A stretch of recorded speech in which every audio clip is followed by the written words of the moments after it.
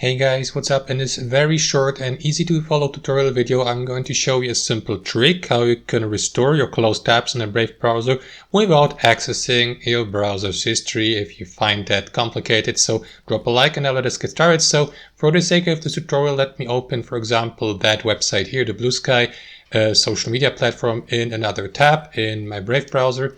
So let me close it just for the sake of this tutorial by clicking on the X button here.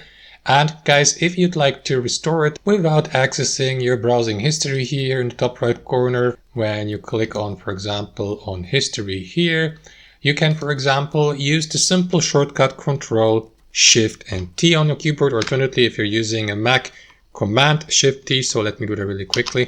And there you go. As you can see, the tab with the Blue Sky homepage that I just closed has been restored successfully, guys, without any issues. And that's basically it. That's how it works. I hope you enjoyed this video. Thanks for watching and have a fantastic day.